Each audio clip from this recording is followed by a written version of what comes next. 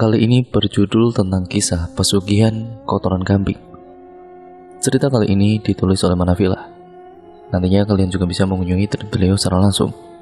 Yuk, daripada kita lama-lama, daripada penasaran bagaimana ceritanya, seperti biasanya, gak usah lama-lama lagi, kita mulai ceritanya.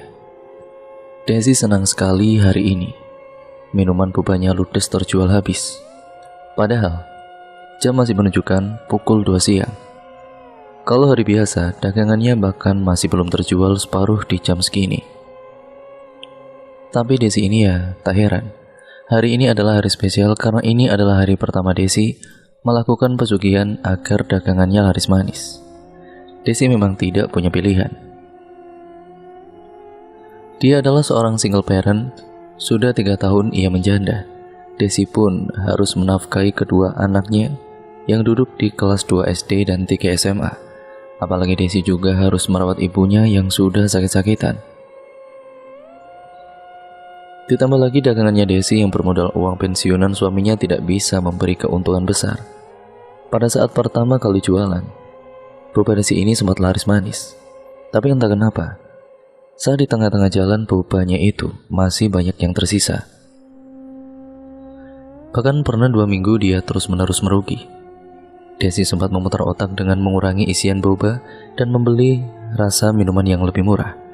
Lalu ia terpaksa menaikkan harga minumannya, tapi boba Desi justru tidak terjual sama sekali. Bahkan Desi sampai berpindah tempat beberapa kali. Memang risiko dalam berdagang itu besar. Jika tidak laku, ya rugi besar. Bisa diperkirakan Desi berjualan sepi itu ya sudah hampir 2 bulanan. Belum lagi pengeluaran setiap harinya itu banyak. Hal itu semakin membuat Desi kelimpungan. Pernah terbesit di pikiran, apa aku harus cari suami lagi ya? Nanti kan kebutuhan keluargaku ada yang menjamin. Namun itu hanya bualan semata. Ya, Desi itu janda cantik. Ia masih awet muda, tapi untuk menemukan ataupun mencari seorang laki-laki yang tepat itu susah. Tidak segampang membalikkan telapak tangan, apalagi ia hidup di desa. Sulit rasanya mencari seorang suami. Siang itu matahari yang sudah tepat di atas kepala membuat orang berada di luar rumah merasakan dahaga yang luar biasa. Berbondong-bondong para pengendara motor memarkirkan motornya di pedagang kaki lima maupun warung yang berjualan minuman. Bisa dikatakan semua pedagang air minum laris pada siang itu, tapi tidak di lapaknya Desi. Desi hanya bisa menghela nafas panjang. Ya Allah, cobaanku berat sekali. Dari pukul 9 pagi sampai jam 2 siang ini, Desi hanya memandang para pedagang yang ada di sekelilingnya yang tengah asik melayani pembelinya. Pernah Desi mencoba untuk berkeliling desa bahkan perumahan untuk menjajakan dagangannya. Matahari bersinar amat terik, seperti menyedot semua tenaga yang sebenarnya bisa Desi keluarkan siang itu melakukan banyak kegiatan. Tapi, bagaimana lagi di tengah kondisi tidak menyenangkan, orang memang seringkali tidak bisa berbuat apa-apa. Desi mengelilingi komplek perumahan ini hampir 20 kali dalam sehari. Pada kondisi matahari yang sedang panas-panasnya, Desi mencoba menjual barang dagangannya ke penduduk komplek. Maklum kondisinya benar-benar panas, ya memanglah peluang besar bagi Desi untuk mendapatkan uang. Di udara yang amat terasa panas, siapa yang tidak suka minum es? Maka dalam kondisi itu, Desilah yang memenuhi keperluan orang-orang. Telah bertahun-tahun ia geluti profesi untuk menjual es boba. Hasilnya tentu tidak seberapa. Akan tetapi karena tidak punya keterampilan apapun lagi untuk mendapatkan uang, sudah pasrahlah ia mencari berbagai macam pekerjaan lain.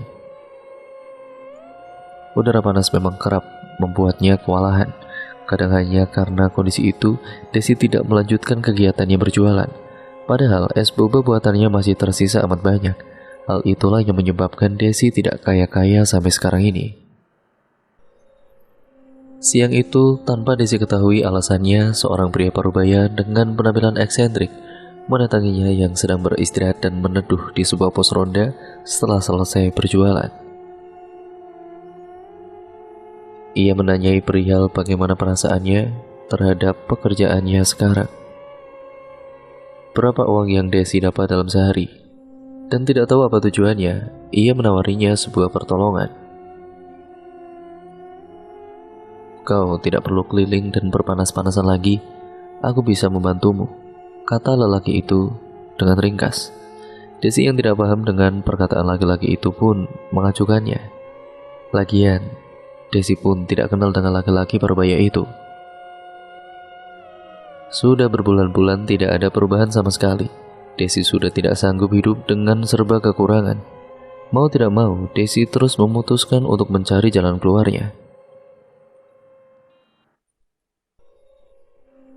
Karena sudah sangat putus asa, Desi pun memutuskan untuk menghubungi laki-laki yang tempo lalu mendatanginya.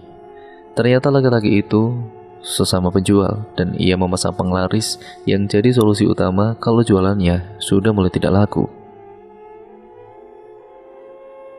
Laki-laki itu lalu kemudian menyarankan agar Desi datang ke salah satu desa yang berada di bawah lereng gunung, dengan berbekal alamat yang ditulis di selembar kertas.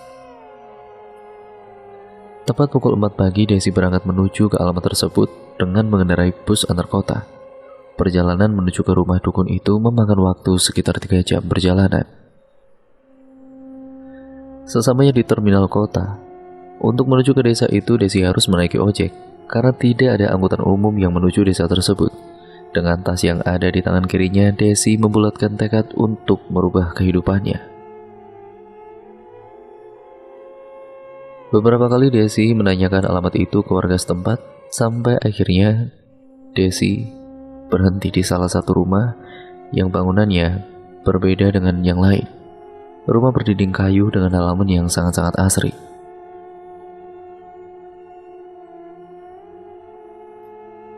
Terima kasih ya mas, ini ongkosnya. Setelah membayar ojek, kakinya lantas menuju ke rumah itu. Diketuk pintu rumahnya dengan mengucapkan permisi serta salam. Assalamualaikum, permisi. Berulang kali Desi mengucapkan salam sampai akhirnya terdengar suara langkah kaki dari dalam rumah itu. Iya, waalaikumsalam, sebentar. Dengan detak jantung yang berdegup kencang, Desi pun akhirnya bertemu dengan seorang kakek tua yang berpakaian serba hitam. Kenapa Nduk pagi-pagi datang ke sini? Mbah, saya datang ke sini mau minta bantuannya Mbah. Ya sudah, masuk dulu yuk. Silakan duduk. Tunggu sebentar. Tidak berselang lama, kakek tua itu, sebut saja Mbah Mijan. Mbah Mijan kembali ke hadapan si Desi ini. Tidak berselang lama, kakek tua itu, sebut saja namanya Mbah Mijan. Mbah Mijan kembali ke hadapan Desi dengan membawa sebuah kendi dan dupa yang sudah terbakar serta kembang 7 rupa. Bagaimana nak? Kamu ingin apa? Saya ingin dagangan saya laris Mbah. Kamu yakin mau melakukan ini dengan segala risiko besar yang akan menimpa kamu maupun keluargamu? Ya Mbah, saya benar-benar siap Mbah, siap apapun itu. Baiklah kalau gitu. Saya akan memberikan beberapa ajian yang nantinya kamu praktikkan di rumah. Dan saya akan membantu kamu melakukan perjanjian dengan bangsa iblis agar dagangan kamu itu laris manis. Dan sebelum itu ada beberapa syarat yang harus kamu lakukan. Setelah mengucapkan kalimat itu, Desi dituntun ke sebuah ruangan yang entah ruangan apa itu, tapi di dalamnya ada sebuah kendi besar dengan taburan bunga mawar. Sampai singkat ceritanya, dalam perjanjian itu si iblis mengatakan bahwa ia akan membuat lapak Desi laris, asalkan Desi bersedia untuk mengorbankan seseorang sebagai tumbal jika ia melakukan kesalahan perihal sesajen, bahkan jika ternyata itu adalah keluarganya sendiri. Adapun tempat-tempat berjualan terletak tidak jauh dari tempat tinggalnya. Sesaat setelah Desi menjalankan perjanjiannya, warung jualan es bobanya itu benar-benar sangat ramai sekali. Buktinya, untuk melayani para pembeli, perharinya Desi dapat menghabiskan puluhan bahkan ratusan gelas plastik. Di samping itu, pembeli yang hadir juga berada dalam antrean yang panjang. Syarat itu cukup mudah bagi Desi. Ia hanya cukup mengumpulkan kotoran kambing setiap harinya. Kotoran itu kemudian ia campurkan saat merebus boba.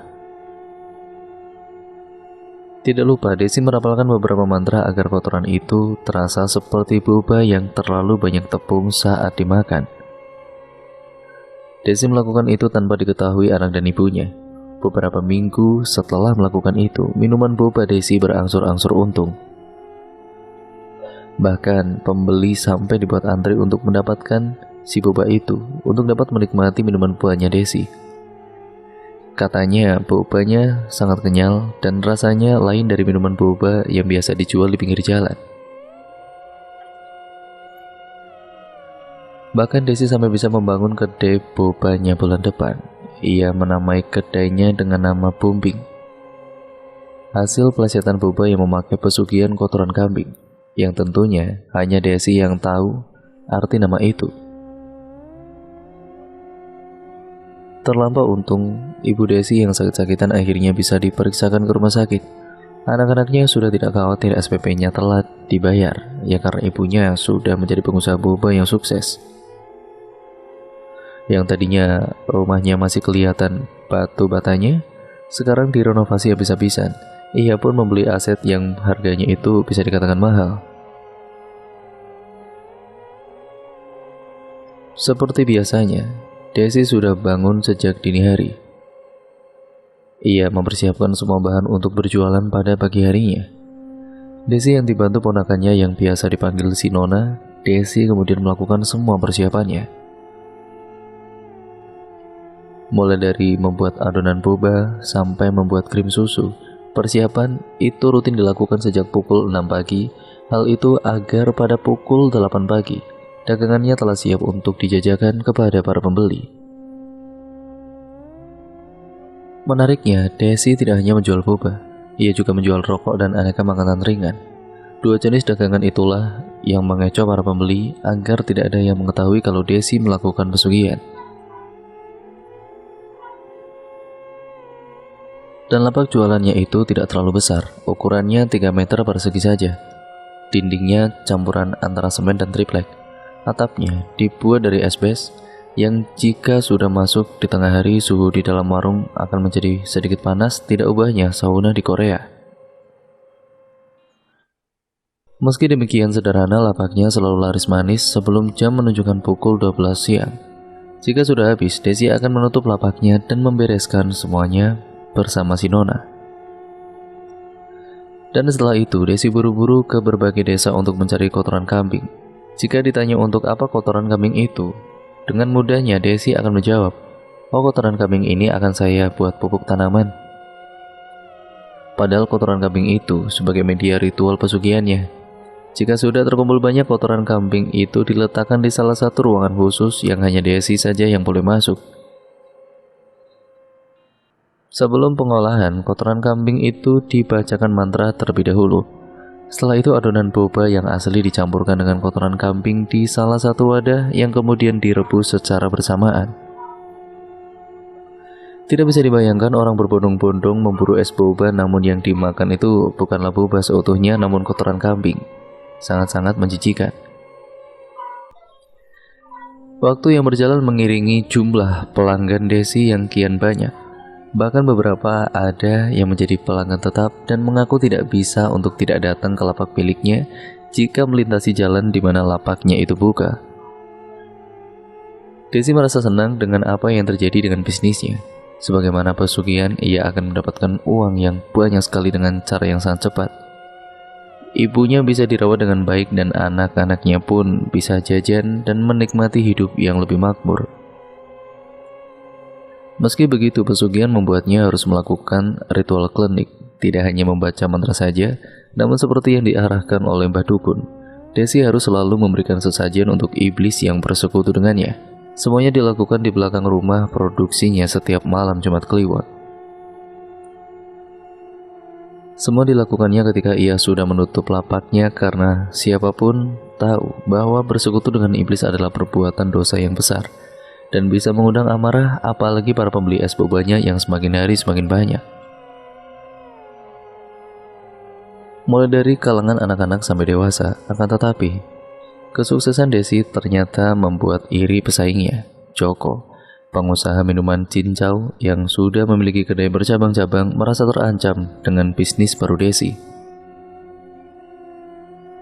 Mungkin bisnisnya dibilang kecil, tapi Joko paham kalau bisnis semacam itu memiliki prospek bagus di masa depan. Akhirnya Joko mengirimkan 2 orang anak buahnya untuk menelusuri resep rahasia minuman Desi.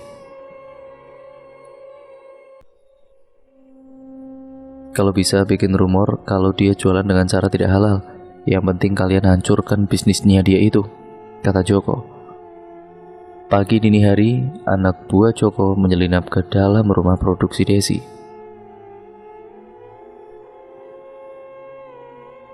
Mereka beruntung karena di sana sedang tidak ada satu orang pun yang bekerja, termasuk Desi sendiri. Saat memasuki rumah itu, anak buah Joko tidak menemukan hal-hal yang mencurigakan. Hanya ada mesin-mesin, perebus boba, pengemas minuman, dan lain-lain. Mereka agak kesal karena tidak menemukan apapun. Namun, tiba-tiba, salah satu sudut mata anak buah itu melihat satu ruangan yang mirip seperti ruang yang digunakan untuk quality control.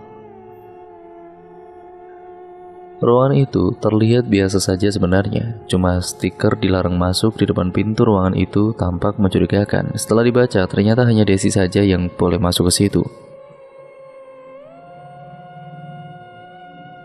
Kedua anak buah itu benar-benar akhirnya mendobrak pintu ruangan karena penasaran.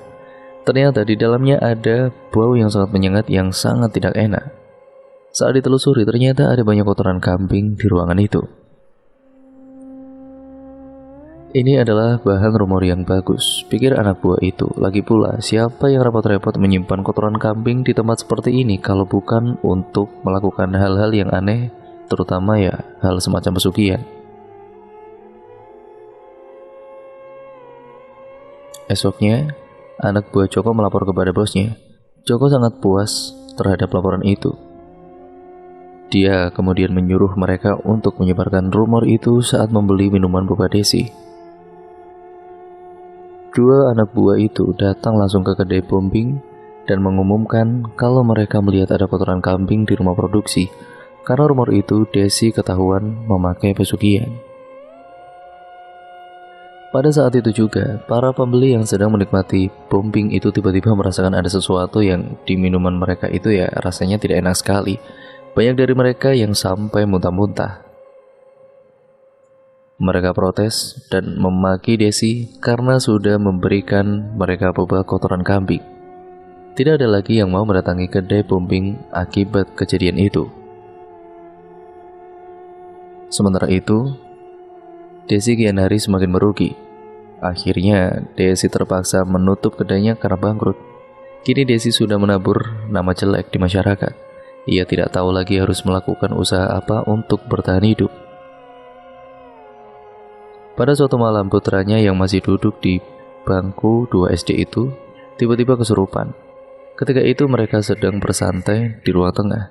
Namun putranya tiba-tiba mencekik lehernya sendiri dan berlari keluar.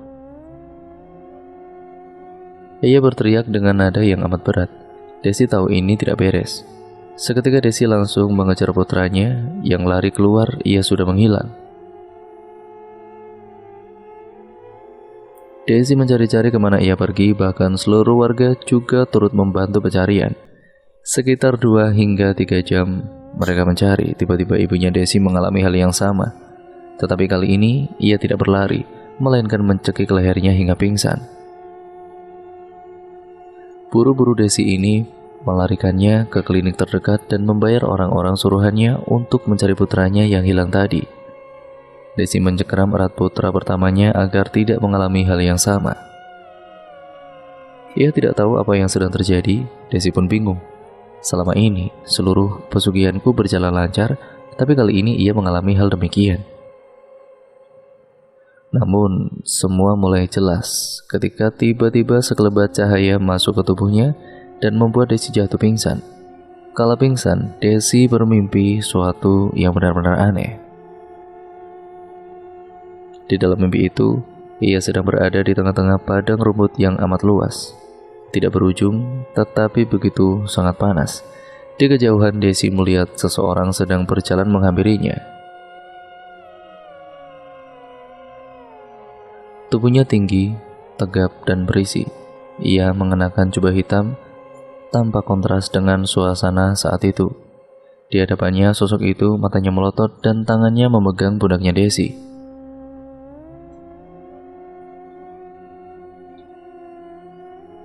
Ia berkata dengan kencangnya, "Mana janjimu?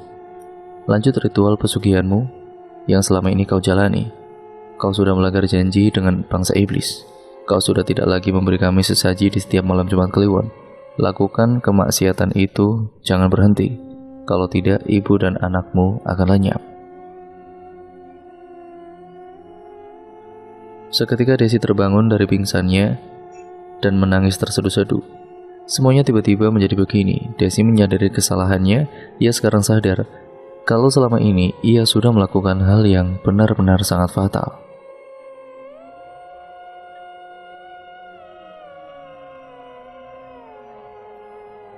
Namun tidak ada pilihan lain. Permintaan pria dalam mimpinya itu kemudian Desi penuhi. Tidak lama 2 hari hingga 3 hari, ibunya sadar dan anaknya kembali pulang meski berwajah pucat. Desi kala itu menangis hampir setiap hari. Warga sekitar marah kala mendengar pengakuannya. Mereka membakar seluruh asetnya dan mengusirnya dari kampung ini. Desi pun menjadi gelandangan selama hampir 1 tahun hingga akhirnya menemukan masjid yang ia diami saat ini. Saat itu juga Desi meminta bantuan kepada salah satu ustadz yang kebetulan berada di masjid itu. Desi meminta bantuan agar dirinya bisa terlepas dari bangsa iblis. Dan ya, dengan berbagai rangkaian, mulai dari sholat tobat sampai Desi menemui Badukun, akhirnya perjanjian itu pun terputus. Desi benar-benar bersyukur ia dan keluarganya masih bisa hidup dengan tenang, walaupun sekarang ia sudah tidak punya apa-apa.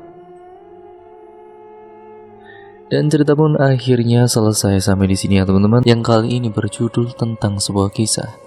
Warung ayam bakar mendadak sepi karena guna-guna. Cerita kali ini ditulis oleh Manafila. Nah, bagaimana ceritanya? Daripada kita penasaran bagaimana ceritanya, mari kita langsung saja menuju ke ceritanya. Namun sebelum itu saya selalu mengingatkan untuk kalian semua bahwa semua nama sudah disamarkan karena itu merupakan privasi dan untuk keamanan bersama. Nah, daripada kita lama-lama, daripada penasaran juga, mari langsung saja ya teman-teman, kita mulai ceritanya. Siapkan diri kalian, gunakan earphone terbaik kalian untuk mendapatkan kualitas audio yang jauh lebih baik untuk mendengarkan cerita kali ini. Oke, ceritanya saya mulai.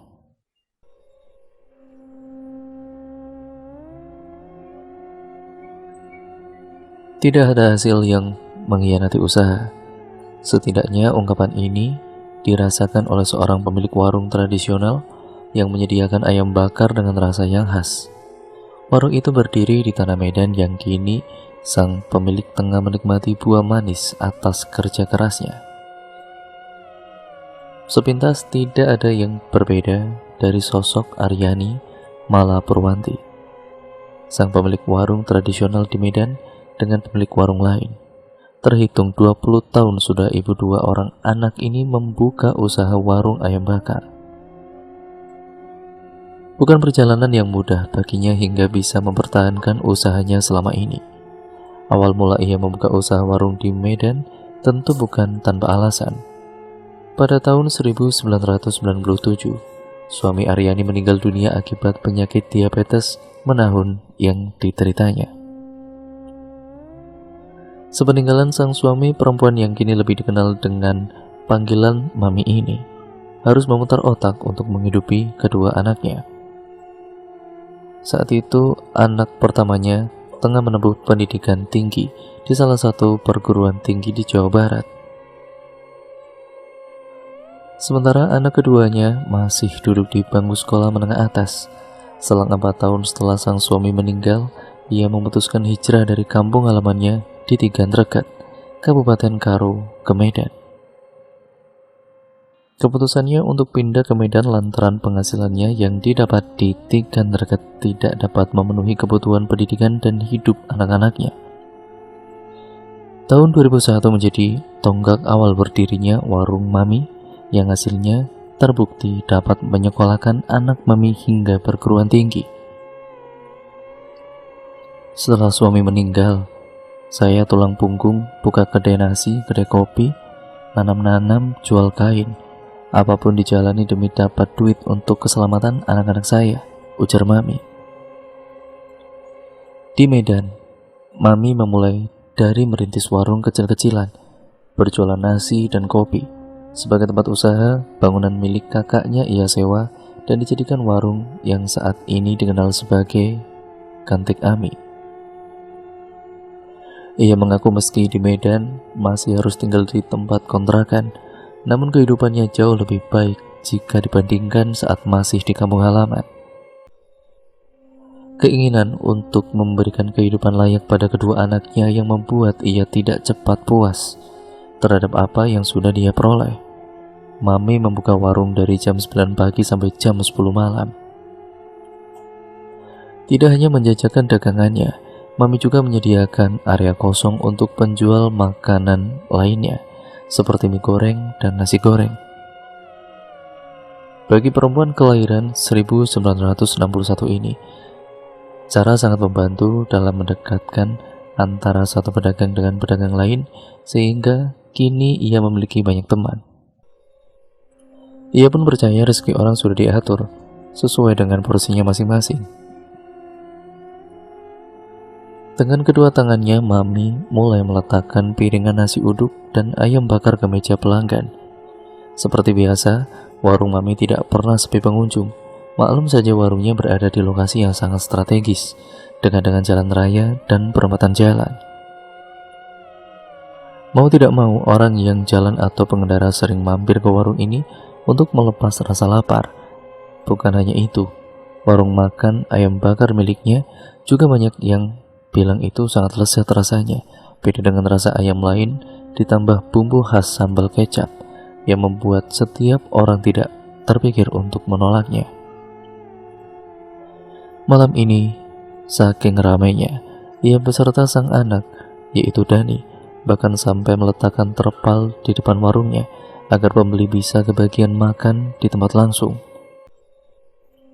Bu, ayam bakarnya 3, nasi 3, teh manis 4. Jadi berapa? Mami langsung menggunakan jarinya seperti orang menggambar tanpa alas. Semua 75.000. Mungkin itu juga yang menjadi salah satu alasan mengapa warung Mami tidak pernah sepi. Harganya sang bersaing.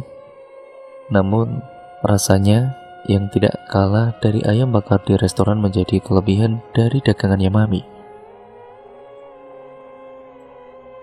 Sebelum menutup warungnya, ia selalu menyempatkan waktu beres-beres di depan warung, karena takut jika ada sampah yang tertinggal di jalan. Ya, pasalnya pembeli yang terlalu banyak kadang tidak meletakkan sampah sebagaimana mestinya. Setelah semua selesai, tidak lupa ia menghubungi Budi untuk memesan persediaan kelapa, karena stok yang disimpan Mami hanya bertahan untuk 2 hari saja. Keesokan harinya, Mami baru mengetahui jika ada restoran baru yang menjual beragam makanan. Salah satunya, ayam seperti Mami. Sebenarnya ada sedikit cemas kalau dagangannya menjadi tidak laku. Namun ia berpikir kembali, toh setiap rezeki orang kan sudah diatur sesuai dengan porsinya masing-masing. Seperti biasa, pelanggan Mami tetap berdatangan, karena sifat Mami yang ramah dengan pembeli. Tidak jarang, banyak yang sudah menjadi pelanggan setianya. Mi, aku sudah coba makanan yang restoran depan itu. Rasanya biasa saja tapi harganya mahal pol. Bus, nggak boleh ngomong kayak gitu. Mahal itu karena bangunannya saja sudah beda sama warung saya. Tapi pokoknya ayam bakar Mami tetap nomor 1 lah. Nggak ada yang bisa ngalahin. Sambil memindahkan bekas piring dan gelas yang telah dipakai, Mami pun berucap terima kasih dan tidak lupa mengingatkan pelanggannya itu untuk berbicara yang baik-baik saja. Seminggu setelah keberadaan restoran tersebut, Mami mulai menyadari jika pelanggannya tidak sebanyak dulu. Setiap memperhatikan restoran itu, yang ada di benak Mami, apa mungkin sekarang saya sudah kalah saing? Namun ia selalu mencoba untuk berpikir positif, karena berdagang tidak selamanya berada di atas. Mungkin saja pelanggannya mulai bosan. Jam sudah menunjukkan pukul 10 malam. Mami pun bergegas merapikan terpal yang ada di depan warungnya. Namun kali ini, ia dibuat sedikit kaget setelah melihat kembang 7 rupa yang tersebar di depan warungnya. Tetapi ia hanya berpikir, oh mungkin bekas orang jalan yang tidak sengaja menjatuhkan barangnya. Minggu kedua warung ayam bakar milik Mami ini semakin sepi saja. Sekarang yang dilakukan Mami hanya mengipas dagangannya agar lalat tidak masuk. Hingga pukul 8 malam, ia memutuskan untuk pulang karena percuma saja menunggu toh pembeli tidak ada yang berminat. Warung Mami yang biasanya sangat ramai mendadak sepi. Ya sepi sekali beberapa minggu ini. Mami tidak curiga sama sekali, dan Mami sama sekali tidak percaya soal perkara gaib. Oleh karena itu, karena warung makannya mulai sepi akhir-akhir ini, dirinya tidak punya pikiran aneh-aneh. Padahal biasanya warung makan Mami selalu ramai, terutama ketika siang hari di saat istirahat jam kantor. Entah kenapa, hampir 3 minggu ini warungnya jadi sepi banget. Ada sih memang pelanggan yang datang, tapi dalam sehari mungkin tidak lebih dari 10 orang yang mampir. Padahal biasanya sebelum azan asar berkumandang, dagangan di warung Mami sudah ludes terjual. Belakangan ini bahan makanan bisa habis setengah saja sudah bagus. Mungkin emang belum rezekinya, kata Mami mengomentari soal sepi warungnya ini. Beberapa teman Mami sempat menebak kalau warung Mami ini kena guna-guna. Soalnya tidak ada angin, tidak ada hujan, kok bisa-bisanya langsung mendadak sepi. Namun karena pada dasarnya tidak percaya begituan, Mami cuek-cuek saja, sampai kemudian datang seseorang yang hendak mampir beli makanan ketika Mami sudah siap-siap mau nutup. Waduh, udah tutup ya Mi? Tanya orang itu. Iya mas, udah mau maghrib soalnya. Maaf ya, kata Mami sambil mau mengunci pintu warungnya dari luar. Orang ini bergeming melihat pintu warung Mami. Dia tertegun agak lama, seperti melihat sesuatu. Dari mulutnya mendadak keluar kalimat ini. Wah, Mami ini ternyata pakai gituan segala ya? Tanya orang itu. Mami kebingungan mendengarnya. Maksudnya mas, gituan apaan sih? Ya gituan, biar tambah laris dagangannya, tanya orang asing ini. Mami kaget. Enggak itu mas, saya enggak pernah pakai penglaris gitu-gitu. Melihat ekspres Mami yang benar-benar terkejut, orang ini jadi mencurigai sesuatu. Oh, kalau bukan penglaris, berarti ada orang yang lagi jahat sama Mami ini, kata orang asing itu. Maksudnya gimana sih mas? Saya nggak paham. Mas ini jangan aneh-aneh deh. Baru datang udah bicara yang enggak-enggak, kata Mami sedikit kesal. Bukan begitu, tapi ini aku lihat ada 2 sosok genderuwo di depan pintu warung Mami, dan satunya ada di halaman warung Mami, kata orang asing itu. Mendengar arah pembicaraan sudah mulai aneh, Mami makin kesal. Udah deh mas, jangan cerita-cerita gitu. Jangan cerita yang seram-seram gitulah. Saya nggak percaya, kata Mami sambil meninggalkan orang asing ini begitu saja. Dalam perjalanan pulang ke rumah, Mami sempat bertemu dengan Pak Karjo, tukang kerupuk yang biasa setor kerupuk di warungnya. Sudah lumayan lama Mami tidak bertemu dengan Pak Karjo, hampir 3 minggu. Ya Mami padahal kan dulu biasa ketemu Pak Karjo karena kerupuk sering disetor 2-3 hari sekali. Pak Karjo, ketemu di sini? Kemana aja? Kok sering gak kelihatan lagi? Lama banget gak setor kerupuk di warung saya, tanya Mami. Pak Karjo yang disapa Mami malah kaget. Lah kok malah saya yang sering gak kelihatan? Mami ini yang selama ini malah lama banget gak kelihatan, kata Pak Karjo. Pak Karjo ini jangan bercanda deh. Udah 3 minggu ini loh Pak Karjo gak pernah setor kerupuk kok. Jadi ya sampean yang gak kelihatan, ditungguin padahal, kata Mami. Mendengar kalimat begitu, entah kenapa raut wajah Pak Karjo jadi aneh. Antara merasa aneh tapi juga terlihat lagi memikirkan atau mencoba-coba lagi mengingat sesuatu. Ada apa sih Pak Karjo? Kok mukanya jadi begitu? Tanya Mami. Anu Mami, jadi selama 3 minggu ini warung Mami itu buka terus? Tanya Pak Karjo sedikit memburu. Ya iyalah buka. Kalau tutup keluarga saya mau makan apa? Tanya Mami heran. Kali ini wajah Pak Karjo semakin aneh lagi. Merasa ada yang tidak beres, Mami bertanya memastikan. Memang ada apa sih Pak Karjo? Begini, saya kira selama 3 minggu ini warung Mami itu tutup terus, kata Pak Karjo. Loh kok bisa? Warung saya kan buka terus loh Pak. Padahal, kok aneh ya? Saya ini kemarin-kemarin selalu stok kerupuk mie. Nah tapi saat saya lihat kesini warung Mami ini tutup terus, makanya saya lanjut ke warung yang lain. Besoknya ya begitu juga, tutup lagi. Sampai berhari-hari, akhirnya saya nggak lagi store karena ya saya pikir warungnya emang tutup, kata Pak Karjo. Mami terkejut mendengar pengakuan Pak Karjo. Memang Pak Karjo melihat warung saya tutup beneran? Maksud saya beneran ditutup semuanya gitu? Pintu dan juga tirai-tirainya gitu? Tanya Mami.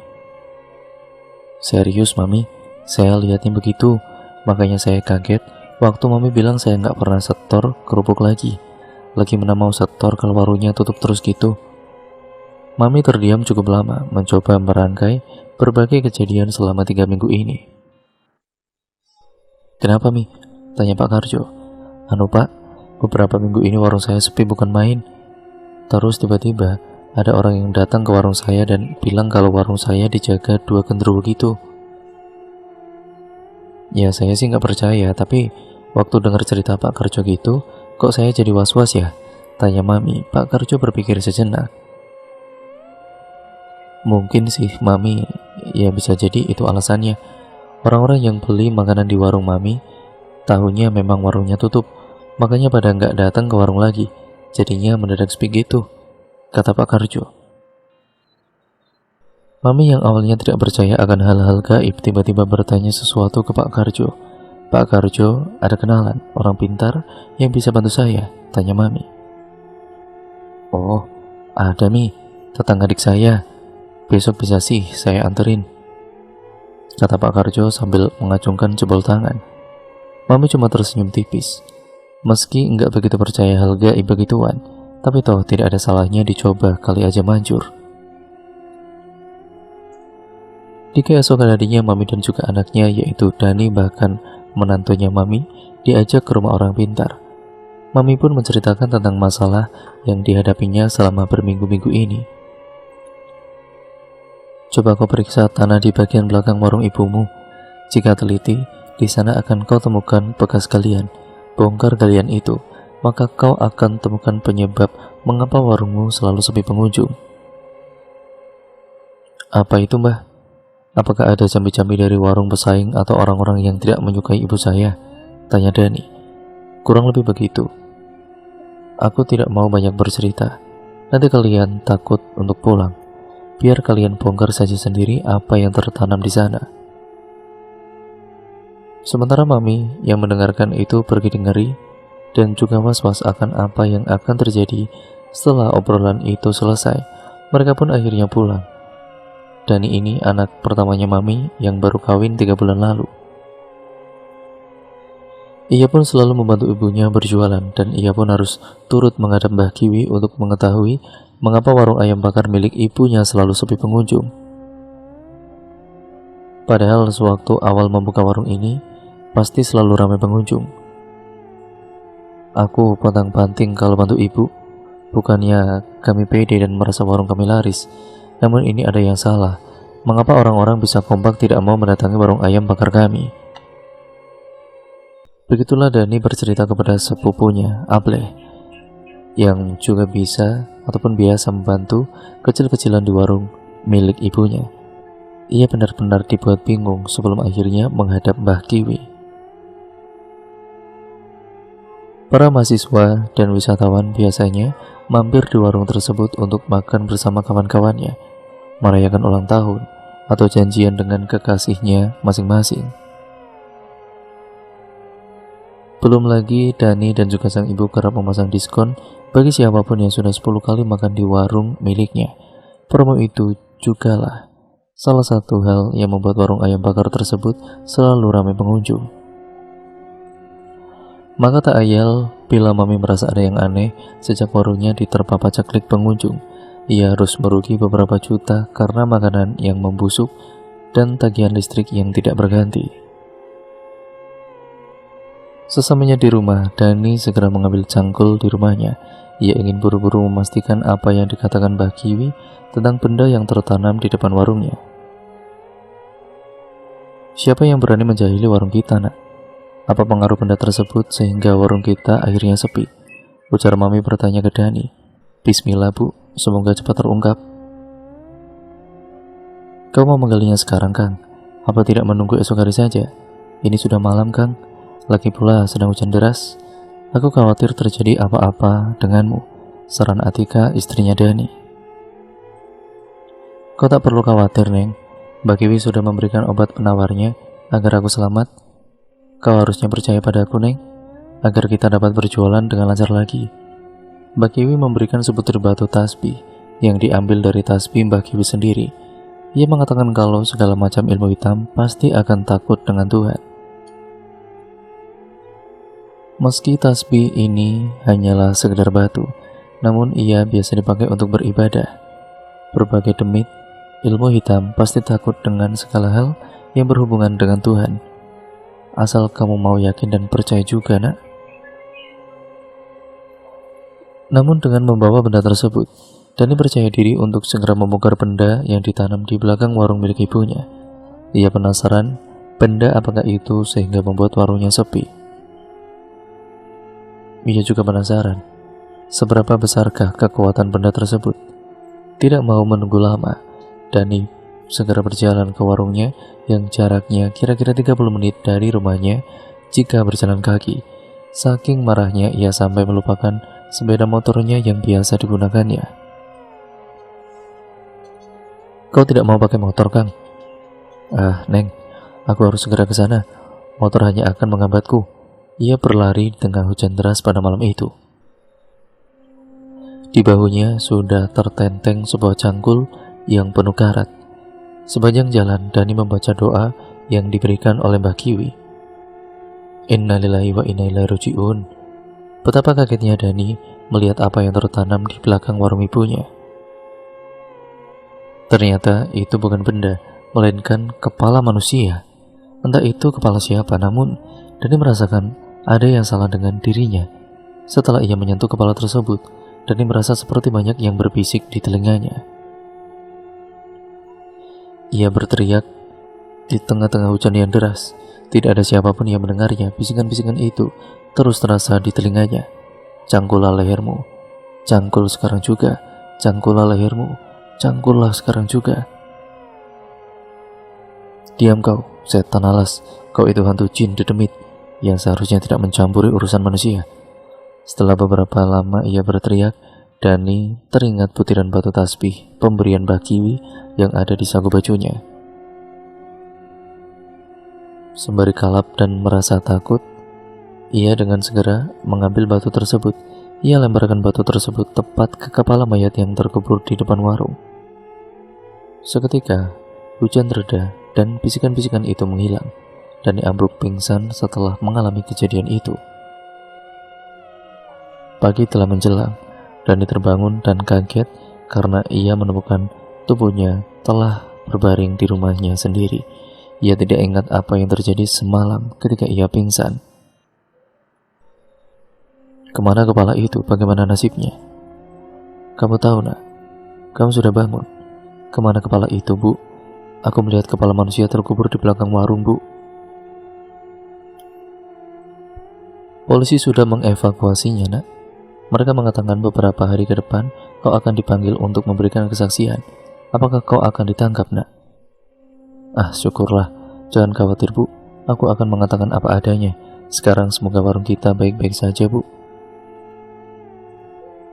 Setelah 3 hari, Mami tutup warung. Sebelum memasukkan dagangannya lagi, Mami kemudian lagi-lagi dibuat terkejut karena ada sepotong ayam yang Mami yakini sebagai ayam cemani berada di depan warungnya.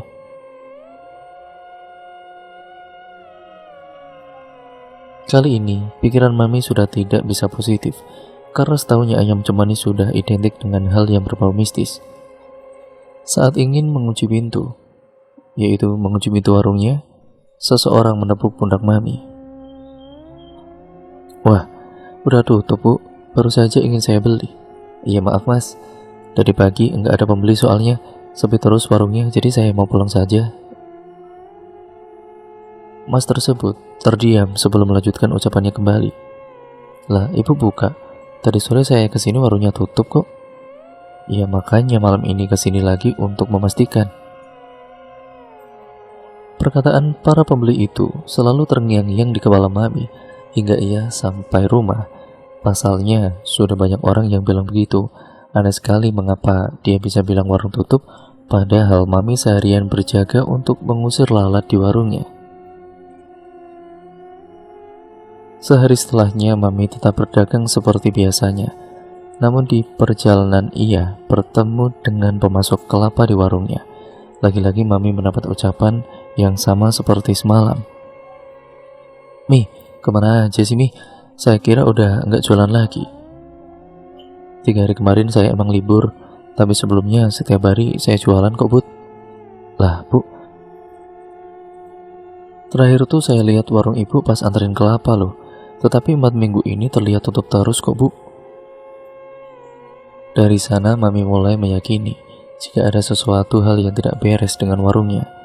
Dari penemuan barang di depan warung, menemukan kepala manusia hingga ucapan pelanggan Mami yang selalu berkata jika warungnya tutup. Niat untuk berdagang pun ia urungkan dan lebih memilih ke rumah dan mengajak Dani serta istrinya untuk datang lagi ke Mbah Kiwi. Mbah Kiwi menyimak perkataan Mami. Dia seperti sudah tahu apa yang dimaksud. Mereka pun bergegas ke warung tersebut untuk memastikan. "Kamu mau melihat langsung apa yang terjadi di warung kamu?" "Iya Mbah," jawab Mami dengan mantap. Tiba-tiba Mbah Kiwi pun meletakkan telapak tangannya ke arah wajah kami. Tiba-tiba Mbak Kiwi pun meletakkan telapak tangannya ke arah wajah Mami.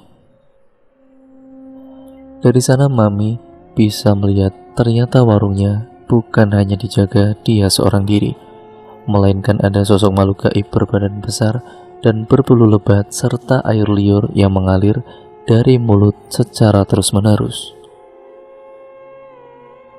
Itu yang menghalangi warung makan kamu. Mami yang awalnya tidak percaya dengan hal-hal mistik, namun kali ini ia benar-benar mempercayainya. Tubuhnya sontak bergidik dan juga merinding. "Kami melihat warungmu terkadang tertutup, terkadang terbuka. Itu semua ulah makhluk itu yang sengaja menutup warungmu.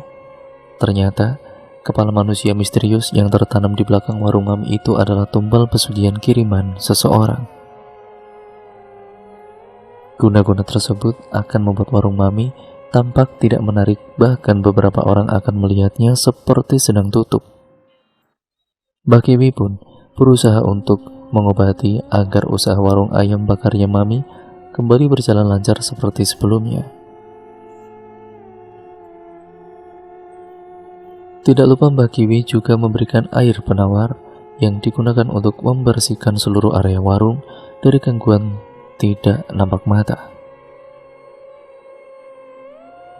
Hingga saat ini, Mami masih tidak mengetahui siapa yang tengah mengirim sosok menyeramkan itu ke warungnya. Namun Mami bersyukur usaha warung ayam bakarnya kembali pulih. Mami berharap orang yang melakukan perkara syirik seperti itu diberikan hidayah oleh Allah Subhanahu wa Ta'ala. Dan cerita pun akhirnya selesai sampai di sini ya teman-teman. Yang pada video kali ini merupakan kisah yang berjudul Pesugihan Tuyul. Cerita kali ini ditulis oleh akun yang bernama Enlaila. Nantinya kalian juga bisa mengunjungi thread beliau secara langsung. Daripada lama-lama, daripada penasaran bagaimana ceritanya, mari kita langsung saja menuju ke ceritanya. Perhatikan baik-baik karena ceritanya akan segera saya mulai. Namun sebelum itu, semua nama dan tempat sudah disamarkan untuk privasi dan juga keamanan bersama. Jadi kita masuk saja ke ceritanya. Himpitan ekonomi yang membuat keluarganya Mas Bejo nekat untuk melakukan perbuatan yang musyrik. Pagi itu Mas Bejo menyiapkan segala perlengkapan sayuran dan bahan-bahan pembuatan mie ayam yang akan dijual oleh Mas Bejo. Setiap pagi Mas Bejo dibantu oleh istrinya untuk memasak bumbu kaldu mie ayamnya, sedangkan Mas Bejo menyiapkan sawi-sawinya yang masih segar untuk ditata beserta dengan mie. Tidak lupa pula Mas Bejo mengirisi ayam untuk nantinya dicampurkan ke dalam kaldu ayamnya. Mas Bejo dan Mbak Cici saling bekerja sama membantu satu sama lain. Tidak hanya membuat kaldu ayam saja, Mbak Cici juga membuatkan sambal untuk penambah pelengkap mie ayamnya. "Mas, hari ini semoga dagangannya laku banyak ya," ucap Mbak Cici. "Iya dek, amin," jawab Mas Bejo, dan pada kala itu udah selesai belum dek? "Ini sudah kesiangan loh," Mas Bejo menimpali. "Sabar mas, ini sebentar lagi selesai kok. Kamu mandi dulu saja sana mas, siap-siap." Bejo pun beranjak dari dapurnya dan pergi ke kamar mandi. Setelah selesai mandi, Mas Bejo langsung menyiapkan bahan-bahan yang sudah siap untuk dibawa ke kios dagangannya. Mbak Cici juga ikut berjualan di kiosnya untuk membantu Mas Bejo berjualan. Mereka berdua dengan mengendarai sepeda motornya menuju ke kios mie ayam yang letaknya ada di desa lain, dan letak kiosnya itu berada di pinggir jalan utama. Jadi banyak orang tahu pengendara yang melewati di jalan depan kiosnya milik Pak Bejo. Perjalanan menuju ke kios mie ayamnya menempuh waktu sekitar 15 menit saja. Sesamanya di kios mie ayamnya, Mas Bejo dan Mbak Cici langsung menata bahan-bahannya ke dalam etalase gerobak. Mas Bejo menata mie, sawi-sawi, kaldu ayam, serta memasak airnya sebagai rebusan mie nantinya. Sedangkan Mbak Cici membantu membersihkan meja-mejanya para pembeli atau pelanggan dan juga menata saus, sambal, sendok, sumpit, tisu, dan lain sebagainya. Siang itu kios mie ayamnya Mas Bejo dan juga Mbak Cici ini masih terlihat sepi, sehingga membuat Mas Bejo dan Mbak Cici bosan menunggu para pembeli untuk datang. Sembari menunggu, Mbak Cici memainkan ponselnya dan sesekali mereka saling bercengkrama. "Dek, akhir-akhir ini mie ayam kita kok sepi ya? Kenapa ya kira-kira?" "Ya memang takdirnya masih sepi saja mas. Yang sabar mas, banyak berdoa," jawab Mbak Cici. "Iya sih, tapi kan pemasukan kita jadi sedikit dek." "Ya mau bagaimana lagi mas, namanya juga dagang, pasti ada pasang surutnya," jawab Mbak Cici. Seketika obrolan mereka terhenti karena ada pembeli yang datang. "Mas, mie ayamnya 4 ya?" "Oh iya mbak, silakan duduk dulu. Mau dibungkus apa makan di sini?" "Bungkus saja semuanya mas." Mas Bejo pun mempersiapkan pesanannya pembeli dengan dibantu oleh Mbak Cici itu. Beberapa saat kemudian pesanannya pembeli tersebut akhirnya sudah siap. "Ini mbak pesanannya." "Semuanya berapa mas?" 28.000 saja mbak," jawab Mas Bejo. "Saya suka beli di sini, itu harganya murah dan rasanya enak," ucap pembeli. Mas Bejo pun tersenyum ramah kepada pembeli tersebut. Memang mie ayam yang dijual oleh Mas Bejo ini terkenal dengan harganya yang murah dan rasanya benar-benar enak. "Alhamdulillah, akhirnya ada yang datang juga ya dek." "Iya mas, alhamdulillah. Mudah-mudahan hari ini habis ludes ya," jawab Mbak Cici. "Amin kalau begitu." Dan tidak lama kemudian beberapa pembeli dan pelanggannya datang bergerombolan, jumlahnya banyak sekali, membuat tempat makan di kiosnya tersebut membludak, hingga sampai tidak ada yang kebagian tempat duduknya. Yang tidak kebagian tempat duduknya terpaksa harus bungkus dibawa pulang. Mas Bejo dan Mbak Cici benar-benar kewalahan melayani para pembelinya, karena ada pembeli yang sangat tidak sabaran maunya didahulukan. "Mas, pesanan saya mana mas? Saya sudah menunggu dari tadi kok, belum dibuat-buatkan," teriaknya menunggu di tempat duduk. "Iya sabar ya mbak, antri ya. Saya pesan mie ayamnya 2 bungkus mas," ucap pembeli yang baru datang. "Iya bu, tunggu dulu ya. Ibu antri dulu, silakan duduk," jawab Mas Bejo. Hingga pada akhirnya semuanya bisa teratasi oleh Mas Bejo dan juga Mbak Cici. Mas Bejo tersenyum bahagia melihat penampakan kiosnya yang dipenuhi dan dipadati oleh para pembeli. Siang itu benar-benar menjadi rezeki Mas Bejo dan juga Mbak Cici. Setelah para pembelinya sudah selesai makan mie ayamnya, mereka pergi menghampiri Mas Bejo untuk membayar semangkok mie ayam yang disantapnya tadi. "Berapa, Mas?" "Nama sama apa Mbak tadi?" tanya Mas Bejo. "Saya nambah kerupuk 2 dan es tehnya 1 Mas. 10.000 Mbak jadinya." "Ini uangnya Mas," jawabnya sembari memberikan uang kepada Mas Bejo. Singkat ceritanya, Mas Bejo dan Mbak Cici bersiap-siap membersihkan kiosnya untuk pulang karena mie ayam yang dijualnya hari itu sudah habis tidak tersisa. Mas Bejo dan Mbak Cici pulang lebih awal sekitar pukul 2 siang. Padahal biasanya Mas Bejo dan Mbak Cici menutup kiosnya itu bisa sampai jam 5 sore. Dengan senyuman lebar di bibir Mas Bejo dan juga Mbak Cici hari itu, karena dagangan mie ayamnya laku habis. Karena dengan semangat yang membara, mereka membereskan kiosnya. Beberapa saat kemudian ketika Mas Bejo dan Mbak Cici sedang membersihkan dan membereskan kiosnya, tiba-tiba ada pembeli yang datang untuk membeli mie ayamnya. "Mas, mie ayamnya 2 ya, makan di sini." "Maaf Mbak, mie ayamnya sudah habis. Besok lagi ya Mbak, datang lagi ke sini." "Ya, udah jauh-jauh ke sini malah habis." "Iya Mbak, hari ini habis lebih awal," jawab Mas Bejo. Setelah semuanya sudah beres dan sudah bersih pada kala itu, Mas Bejo dan juga Mbak Cici bergegas untuk pulang ke rumahnya. Sesamanya di rumah, Mas Bejo dan Mbak Cici menghitung hasil uang yang didapat hari ini. "Alhamdulillah Mas, hari ini kita dapat untung banyak dan habis semuanya." "Iya Dek, Alhamdulillah. Besok kita harus buat lebih banyak lagi deh kayaknya Dek." "Iya Mas, semoga saja habis semua kayak hari ini," kata Mbak Cici. Karena pulang lebih awal, Mas Bejo dan Mbak Cici pun pergi ke pasar untuk berbelanja perlengkapan mie ayamnya untuk besok pagi. Mas Bejo dan Mbak Cici pergi ke pasarnya dengan menggunakan motor. Pasarnya cukup jauh dari rumah kontrakannya Mas Bejo dan Mbak Cici, sekitar 30 menit perjalanan menuju ke pasarnya. Sesamanya di pasar, Mas Bejo dan Mbak Cici membeli bahan-bahan seperti sawi, mie, bumbu dapur, ayam cabai, bawang, dan lain sebagainya. Setelah semuanya sudah dibeli, mereka pun segera pulang.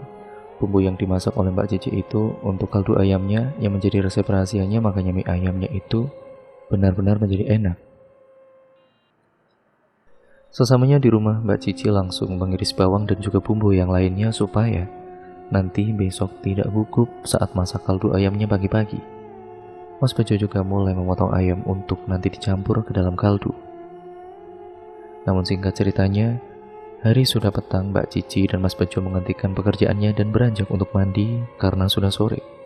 Sayup-sayup terdengar suara azan yang sudah berkumandang. Malam itu Mas Bejo dan Mbak Cici langsung tidur karena hawanya sangat mengantuk sekali dan tubuhnya juga sudah kecapean seharian bekerja dan pergi ke pasar. Keesokan harinya, Mas Bejo dan juga Mbak Cici terbangun. Sayup-sayup terdengar suara azan subuh. Mereka pun dengan bermalas-malasan untuk bangun dan beranjak dari atas kasurnya. "Mas, bangun Mas, sudah pagi. Kita harus siap-siap," ucap Mbak Cici. Mas Bejo pun terbangun dengan matanya yang dikucek menggunakan tangannya lalu meregangkan otot-otot tubuhnya. Dengan jalan tertati-tati, Mas Bejo dan Mbak Cici berjalan menuju ke kamar mandi untuk cuci muka dan ambil air wudhu. Setelah selesai sholat subuh, Mas Bejo dan Mbak Cici pun langsung bereksekusi. Di dapurnya, Mas Bejo dan juga Mbak Cici membagi tugasnya masing-masing untuk menyiapkan bumbu-bumbu mie ayamnya. "Hari ini kita banyakin ya Mas, kaldu ayamnya?" tanya Mbak Cici. "Iya Dek, semoga saja laku habis semuanya seperti kemarin." "Amin." Setelah semuanya selesai, Mas Bejo dan Mbak Cici pun bersiap-siap untuk pergi ke kios mie ayamnya. Mereka pergi ke kiosnya lebih awal dari biasanya, karena semuanya sudah disiapkan terlebih dahulu tadi malam. Jadi mereka lebih cepat.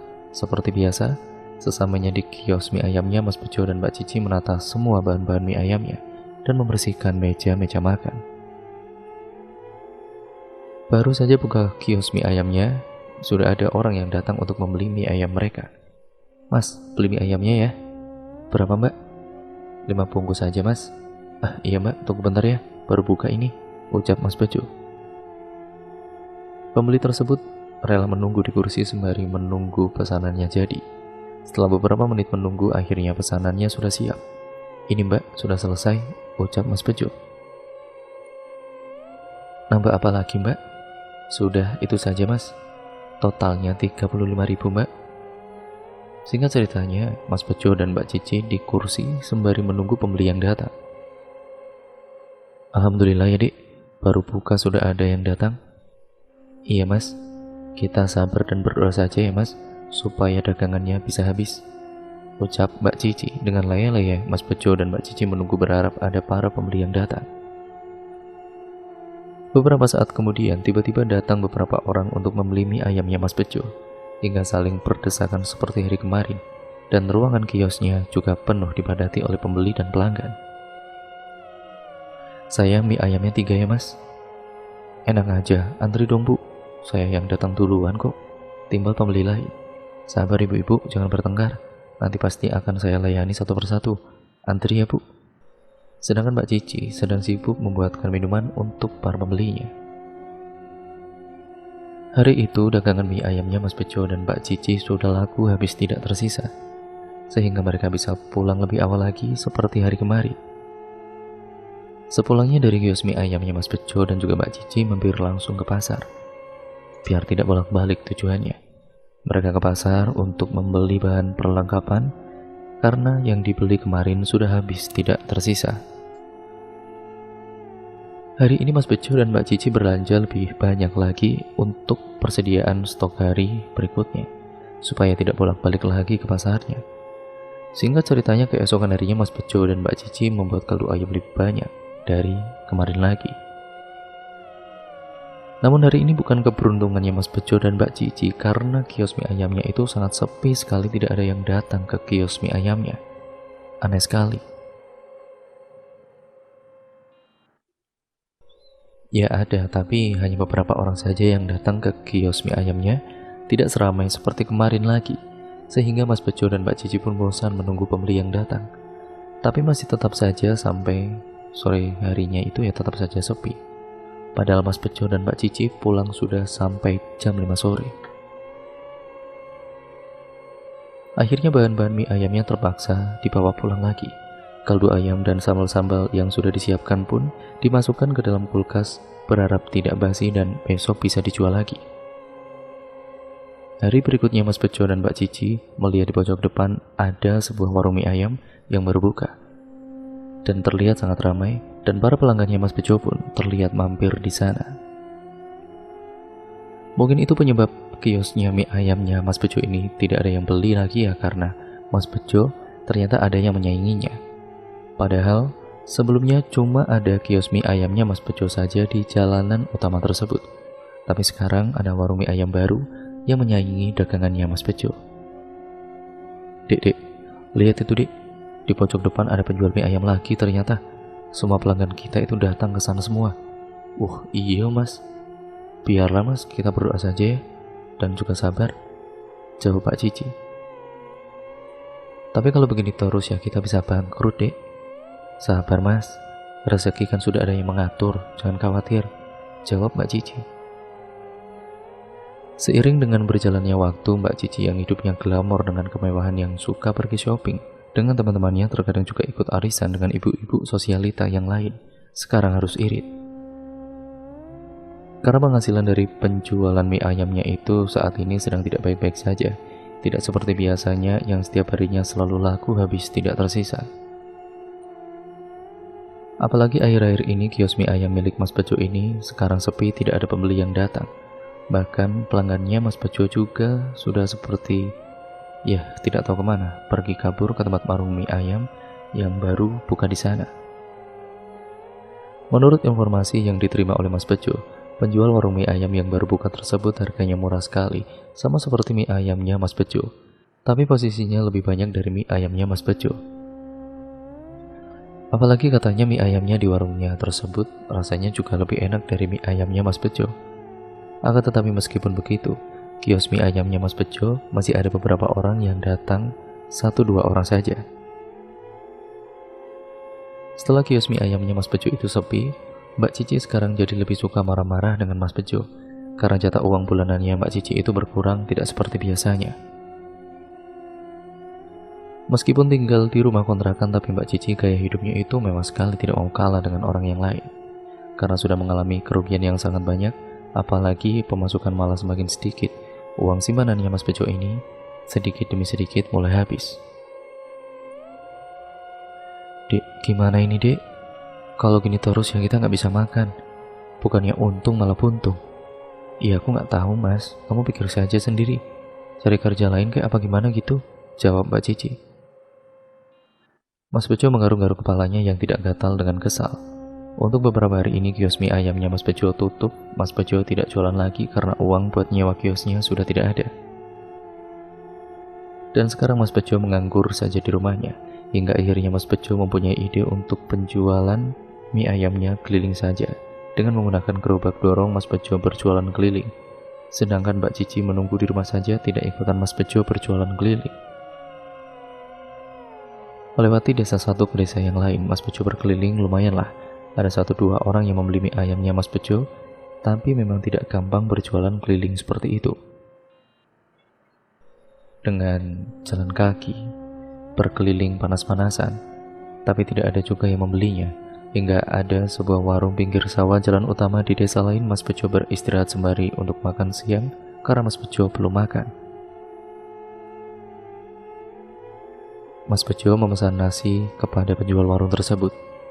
Bu, nasi sayur bening sama telur ya? Ucap Mas Bejo. Iya mas, tunggu bentar ya, jawabnya. Beberapa saat kemudian ada seseorang datang yang usianya sebaya dengan Mas Bejo. Dan Mas Bejo juga mengenali orang tersebut. Ternyata itu adalah teman waktu kerja dulu di pabrik. Jadi Mas Bejo dan Mas Wiryo ini dulunya sempat bekerja bersama di sebuah pabrik, namun Mas Bejo dan Mas Wiryo ini dikeluarkan dari pabriknya karena ada pengurangan karyawan. Dengan uang pesangon yang didapat Mas Bejo itulah, Mas Bejo jadikan modal untuk berjualan mie ayam. Akan tetapi, berbeda dengan temannya itu, Mas Wiryo terlihat lebih berwibawa dengan pakaian yang lebih modis dan datang dengan menggunakan mobil. Bejo, apa kabar baru kelihatan? Alhamdulillah baik Wir. Aku lihat-lihat sudah sukses kamu sekarang ya? Iya beginilah, alhamdulillah. Kamu sendiri sekarang kerja apa kok di sini? Iya aku jualan mie ayam keliling nih. Lu bukannya dulunya katanya jualan di kios? Iya bangkrut Wir, kurang beruntung, jawab Mas Bejo.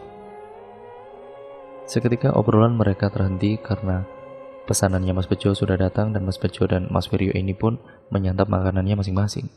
Karena Mas Bejo harus buru-buru untuk pergi berjualan keliling kembali, Mas Bejo pun kemudian berpamitan dengan Mas Wiryo. Aku pergi dulu ya Wir, aku mau keliling lagi. Tunggu bentar ya, aku minta nomor HP kamu dulu, timbal Mas Wiryo. Akhirnya Mas Bejo memberikan nomor HP-nya kepada Mas Wiryo.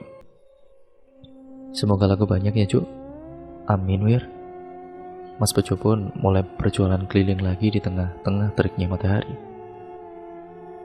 Singkat ceritanya, hari mulai petang, Mas Bejo bergegas untuk pulang ke rumahnya.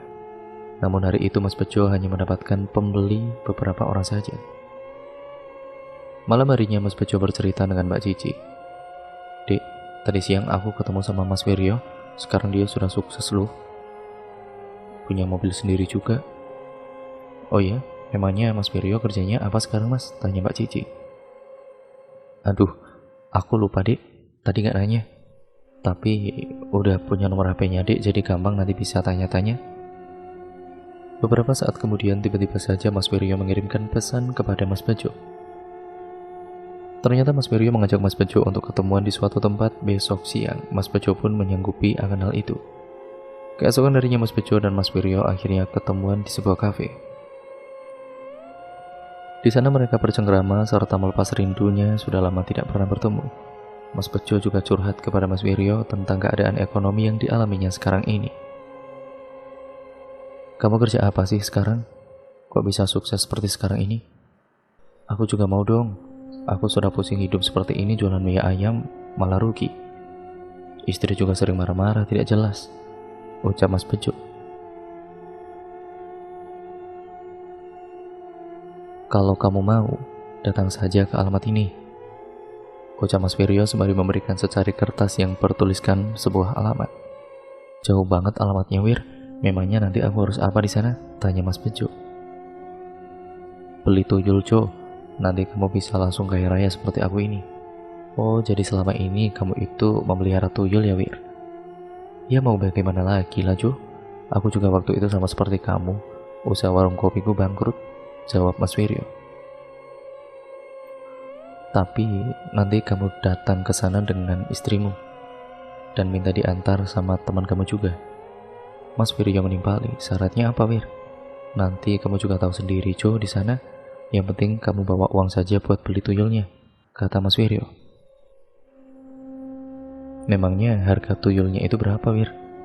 Paling murah 2 juta dan paling mahal hingga 10 juta. Tapi kan aku gak punya uang dengan jumlah segitu, Wir. Udah tenang aja, nanti aku akan meminjamkan kamu uang. Setelah kamu sudah kaya raya, kamu bisa kembalikan uang itu kepadaku. Terima kasih ya, Wir. Kamu sudah mau membantuku, jawab Mas Bejo. Singkat ceritanya, Mas Bejo pulang dan menceritakan kepada Mbak Cici tentang pesugihan tuyul atau membeli tuyul tersebut. Dek, tadi kan aku ketemu sama Mas Viryo. Dia memberikan sebuah alamat, Dek. Nanti kita disuruh ke sana, ucap Mas Bejo.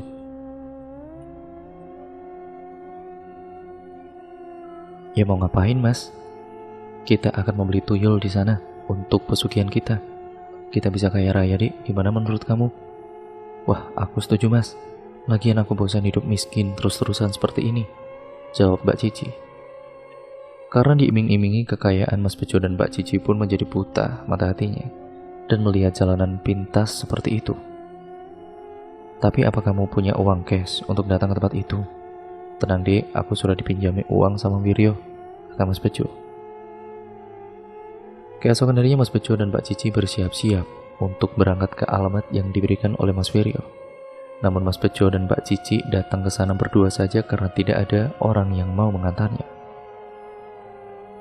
Akhirnya Mas Bejo dan Mbak Cici pergi ke tempat tersebut dengan menggunakan mobil. Mas Bejo dan juga Mbak Cici rental mobil saja karena kata Mas Viryo, jika ke sana harus membawa mobil pribadi sendiri. Menuruti dengan apa yang dikatakan oleh Mas Viryo, Mas Bejo pun merental mobilnya. Untungnya Mas Bejo bisa menyetir mobil sendiri jadi tidak usah menggunakan jasa orang lain. Perjalanan yang harus ditempuh Mas Bejo dan juga Mbak Cici ini cukup jauh sekali, sekitar 6 jam perjalanan. Mas Bejo mengendarai mobilnya dengan menggunakan petunjuk arah maps karena tidak tahu di mana tempatnya. Jalanan yang dilalui Mas Bejo dan Mbak Cici tersebut berliku-liku, kanan kirinya hutan dan kadang jurang, serta tebing membuat Mas Bejo dan Mbak Cici hati-hati sekali jalannya. Namun tiba-tiba saat sedang di tengah perjalanan mapsnya mati karena tidak ada sinyal. Akhirnya Mas Bejo dan Mbak Cici mengikuti jalan depannya saja, tidak menggunakan maps sama sekali. Apalagi di tengah hutan tersebut sangat sepi sekali, jalanannya tidak ada rumah-rumah sama sekali. Ini gimana deh, kok nggak ada rumah atau perkampungan? Gak apa-apa, Mas, kita jalan terus saja mengikuti jalan. Siapa tahu nanti di depan ada perkampungan, jawab Mbak Cici. Lalu Mas Bejo dan Mbak Cici melanjutkan perjalanannya dengan pelan-pelan melewati jalanan yang cukup curam naik turun. Beberapa saat kemudian Mas Bejo melihat ada sebuah warung di pinggir jalan. Kita mampir dulu ya, Dek, di warung depan. Lapar sekali. Dan juga sekalian tanya-tanya nanti sama warga sekitar yang ada di warung itu. Oh iya, Mas, ide bagus, kata Mbak Cici dengan singkat. Mas Bejo memarkirkan mobilnya di pinggir jalan. Lalu Mas Bejo dan Mbak Cici pun turun dari dalam mobilnya, mampir ke warung. Bu, pesan nasinya 2 porsi ya, Bu, ucap Mas Bejo. Di dalam warung terlihat ada seseorang bapak-bapak yang tengah menikmati secangkir kopinya. Sembari menunggu pesanannya Mas Bejo dan Mbak Cici siap, Mas Bejo mencoba bertanya kepada seorang bapak-bapak tersebut. Maaf Pak, saya mau tanya, Bapak tahu nggak alamat ini? Tanya Mas Bejo sembari memperlihatkan tulisan alamat yang ada di kertas. Tahu Mas, di sana masih jauh, ucap bapak tersebut. Kalau masnya mau, nanti saya akan antarkan ke sana, tambahnya. Iya boleh pak, kalau bapaknya tidak keberatan. Tidak keberatan sama sekali kok mas, kata bapak tersebut. Beberapa saat kemudian pesanannya Mas Bejo dan Mbak Cici sudah siap. Mereka pun menyantap makanannya dengan lahap karena lapar perjalanan jauh. Setelah selesai makan, Mas Bejo dan Mbak Cici melanjutkan perjalanannya lagi bersama dengan bapak tadi. Perjalanannya yang ditempuh masih sekitar 30 menitan lagi. Setelah diantarkan oleh bapak tadi, akhirnya dia pamit untuk pulang. Maaf mas, saya pamit pulang dulu ya, ucapnya. Loh, bapak naik apa? Biar saya antar dulu ya pak. Tidak usah mas, nanti saja nebeng sama orang yang lewat, jawabnya. Ya sudah, ini bapak. Tolong terima ya pak, ini buat bapak.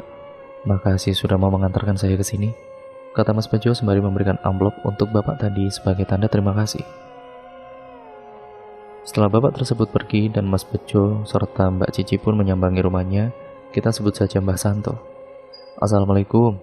Waalaikumsalam, jawab Mbah Santo membukakan pintu. Silakan masuk, kata Mbah Santo dengan ramah. Akhirnya Mas Bejo dan Mbak Cici pun masuk ke dalam rumahnya Mbah Santo dan duduk di ruang tamunya. Apa maksud kedatangan kalian ke sini? Begini Mbah, saya kesini diberitahu oleh teman saya, katanya Mbah jual tuyul ya sebagai pesugihan. Apa kalian sudah tahu syaratnya apa? Belum Mbah, jawab Mas Bejo. Syaratnya nanti kalian harus merawat tuyul tersebut seperti anak kalian sendiri dan dirawat dengan sepenuh hati. Apakah kalian siap?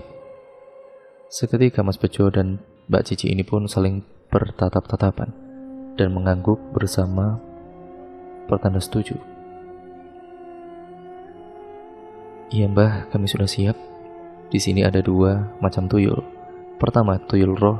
Tuyul roh ini berasal dari roh anak kecil yang meninggal dunia, akan tetapi kekuatan gaib tuyul ini rendah karena tergolong sukma manusia. Yang kedua, tuyul makhluk halus. Dia memang berasal dari makhluk halus, bentuknya sama seperti anak kecil, kekuatan gaibnya sangat tinggi dan harganya paling tinggi. Tapi tuyul yang kedua ini bisa berbuat jahat jika keinginannya tidak dituruti, jelas Mbah Santo. Silakan kalian pilih, mau pilih yang mana? Saya ambil yang harga paling tinggi saja Mbah. Berapa Mbah? 10 juta rupiah, jawabnya. Nanti malam kalian kan melakukan ritual, namun sebelum melakukan ritual, kalian harus membeli beberapa sesajen untuk melakukan ritual tersebut, ucap Mbah Santo. Akhirnya Mas Bejo hanya memberikan uang saja kepada Mbah Santo supaya nanti Mbah Santo saja yang menyiapkan semuanya. Sore itu Mas Bejo dan Mbak Cici istirahat terlebih dahulu di rumahnya untuk menikmati suasana yang tenang dulu, karena nanti malam mereka akan melakukan ritualnya. Singkat cerita, malam harinya Mbah Santo sudah mempersiapkan beberapa sesajen seperti kelapa, buah-buahan jajanan pasar, kembang 7 rupa, kemenyan juga tidak lupa. Lalu malam sebelum berangkat ke tempat untuk melakukan ritual, Mas Bejo dan juga Mbak Cici dimandikan terlebih dahulu oleh Mbah Santo dengan menggunakan kembang 7 rupa. Setelah selesai mandi berkembang itu, Mas Bejo dan juga Mbak Cici beserta dengan Mbah Santo mereka pergi ke tempat yang ada di sebuah perbukitan dengan berjalan kaki, karena hanya bisa dilewati dengan jalan kaki saja. Mereka berjalan di jalan setapak tengah hutan dengan menggunakan senter seadanya sebagai penerangan jalannya. Di kegelapan malam yang sepi, hanya terdengar riuh hewan hutan dan suara burung-burung yang melayang di atas langit. Mas Bejo dan juga Mbak Cici sebenarnya ketakutan. Tubuhnya merinding, bulu kuduknya berdiri semuanya. Sesekali mereka berdua, yaitu Mas Bejo dan Mbak Cici, mendengar ada suara kuntilanak yang tertawa cekikikan, namun kata Mbah Santo hiraukan saja, terus berjalan fokus. Perjalanan yang ditempuh Mas Bejo dan Mbak Cici sekitar 1 jam lebih. Tidak hanya mendengar ada suara kuntilanak yang ketawa cekikikan, akan tetapi Mas Bejo dan Mbak Cici juga mendengar ada suara yang sangat riuh sekali. Seperti banyak sekali orang di sekeliling mereka, seperti banyak orang yang sedang bercengkrama. Pokoknya seperti ada di pasar, suasananya sangat ramai sekali. namun tidak terlihat wujud mereka. Terus jalan saja, tidak usah dihiraukan. Kalau kalian mendengar ada suara apapun, jangan hiraukan dan jangan menengok sama sekali. Beberapa saat langkah perjalanan, tiba-tiba saja Mbak Cici dan juga Mas Bejo yang ada di belakang mendengar ada suara tapakan kaki di atas rumput yang sengaja digesekkan jalannya. Ketika Mas Bejo dan Mbak Cici merinding, bulu kuduknya berdiri dengan tubuhnya yang gemetaran, keringat dingin mulai membasahi tubuhnya Mas Bejo dan juga Mbak Cici. Dan beberapa saat kemudian akhirnya mereka semua sampai di tempat untuk melakukan ritual. Di bukit tersebut terdapat sebuah batu-batuan dan di atas batu besar tersebut Mas Bejo dan juga Mbak Cici akan melakukan ritual. Sesajen yang dibawa peserta dengan kemenyan dan lilin diletakkan di depan mereka di atas batu besar. Lalu Mbak Santo memberikan sebuah mantra untuk nantinya bacakan oleh Mas Bejo dan Mbak Cici melakukan ritual. Nanti kalian baca mantra ini dan jika ada gangguan apapun kalian jangan lihat. Baik Mbah, kami mengerti, jawab Mas Bejo, dan secara singkat ceritanya Mas Bejo dan Mbak Cici mulai merapalkan mantra-mantranya yang sudah diberikan oleh Mbak Santo. Sedangkan Mbak Santo menunggu di belakang mereka, tepatnya di bawah pohon besar. Mas Bejo dan juga Mbak Cici merapalkan mantranya dengan serius dengan kepulan asap di depannya. Kepulan asap dari kemenyan saat Mas Bejo dan juga Mbak Cici sedang merapalkan mantranya. Tiba-tiba saja ada sebuah angin kencang yang merasuk ke dalam tubuhnya Mas Bejo dan juga Mbak Cici sehingga membuat tubuhnya kedinginan, merinding, bulu kuduknya berdiri. Di tengah-tengah ritualnya Mas Bejo dan Mbak Cici mendengar ada suara seperti ramai sekali. Ya, itu seperti suara anak kecil, akan tetapi mereka tidak dapat melihat sosok-sosok tersebut. Anak kecil tersebut seperti berada di dekat tubuhnya mereka, membuat merinding, dan tiba-tiba saja Mas Bejo dan Mbak Cici ini mendengar sayup-sayup langkah kaki yang berjalan menuju ke hadapannya mereka, namun mereka ini tidak menghiraukan akan hal itu.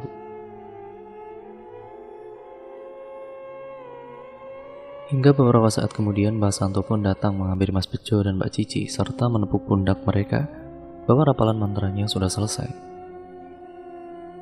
Sekarang Mbak Santo pun menyipratkan sebuah daun sirih yang sudah dicelupkan ke dalam air kembang 7 rupa yang sebelumnya sudah disediakan dari rumahnya.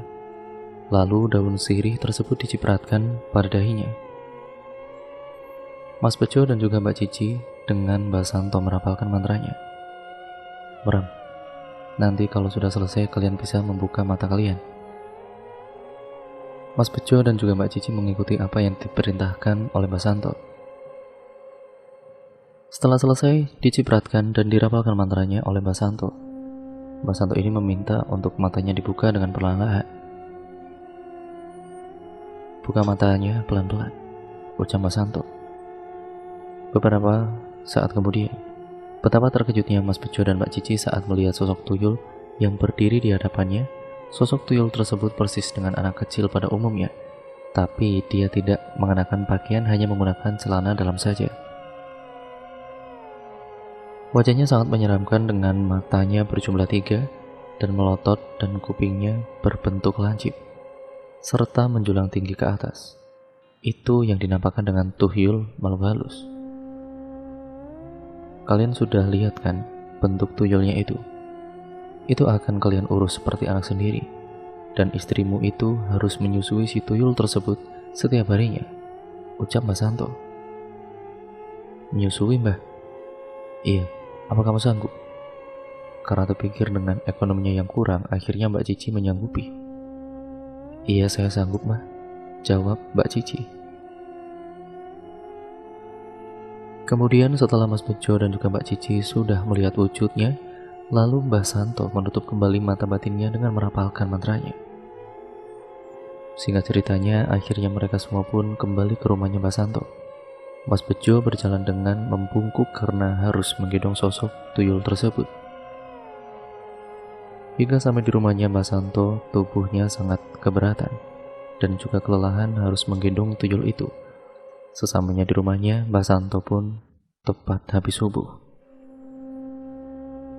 Sebelum Mas Bejo dan Mbak Cici ini pulang, Mbak Santo memberikan syarat kembali untuk Mas Bejo dan Mbak Cici. Nanti kalau kalian sampai di rumah, kalian harus menyiapkan sebuah ruangan khusus sebagai tempat ritualnya. Dan jangan berikan lampu. Jangan ada orang lain yang masuk selain kalian. Kalian juga harus menyisahkan makanan untuk tuyul setiap kali kalian selesai makan. Mas Bejo pun hanya mengangguk menjawab pertanyaan dari Mbak Santo, pertanda sudah mengerti dengan apa yang dikatakan Mbak Santo. Jika kalian ingin langsung mendapatkan uangnya, istrimu harus langsung menyusui tuyul tersebut, lalu melakukan ritual dengan membaca mantra yang sudah saya berikan tadi. Iya Mbah, terima kasih ya Mbah. Kalau begitu kami pamit pulang dulu, jawab Mas Bejo. Mas Bejo dan juga Mbak Cici pun akhirnya pulang ke rumahnya dengan mobilnya dan juga tuyul yang sudah dibelinya itu ikut ke dalam mobil. Sehingga ceritanya Mas Bejo dan Mbak Cici pun akhirnya sampai di rumahnya. Mereka langsung menyiapkan ruangan khusus sebagai tempat ritualnya. Di rumah kontrakannya itu kebetulan ternyata ada 2 kamar. Jadi kamar yang satunya kan tidak pernah ditempati dan sekarang digunakan sebagai ritual pesugihan tuyul. Siang itu tuyul tersebut meminta untuk menyusu kepada Mbak Cici. Mbak Cici pun tidak keberatan, dia langsung masuk ke dalam ruangan ritual tersebut untuk menyusui tuyul.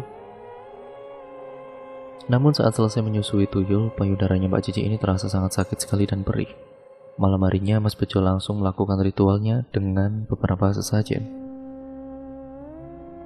Kemudian malam itu juga tuyul peliharaannya mulai beraksi keliling ke rumah-rumah warga. Tuyul ini mengambil uang-uang di toko-toko besar atau di rumah-rumahnya orang kaya.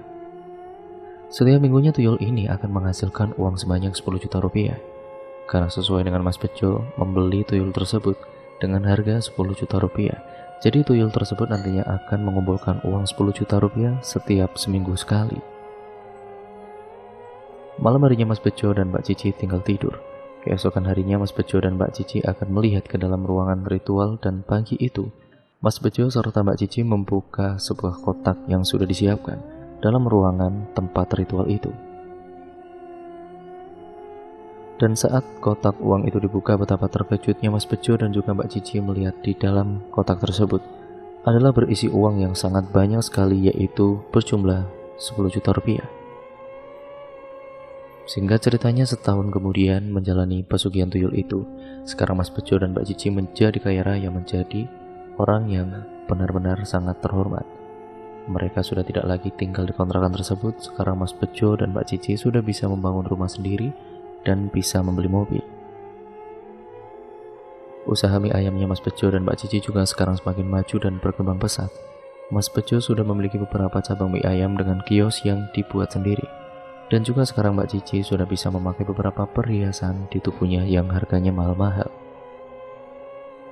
Rumahnya Mas Bejo sekarang tinggi dan besar dan juga luas juga, dengan 2 mobil dan beberapa kendaraan lain yang ada di dalam garasi rumahnya. Mbak Cici juga selalu ikut dengan teman-temannya shopping lagi dan juga arisan ibu-ibu sosialita.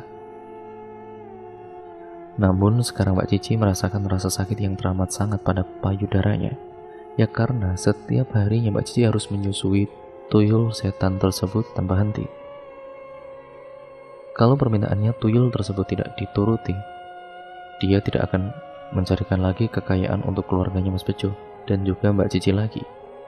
Sosok tuyul tersebut menyusuinya setiap malam pada pukul 7 malam sebelum dia melakukan aksinya untuk berkeliling mengambil uang-uang.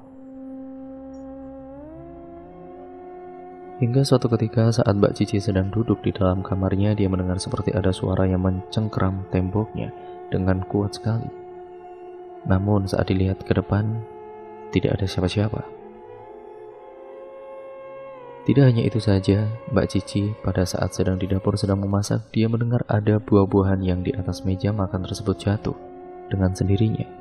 Mungkin itu gangguan dari sosok tuyul yang mencoba untuk bermain-main.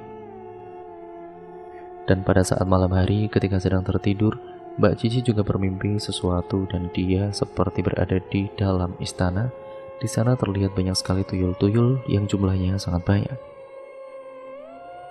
Namun tidak hanya itu, di dalam istana tersebut ada beberapa orang ibu-ibu atau perempuan di sana, namun dengan wajahnya yang sangat pucat pasi.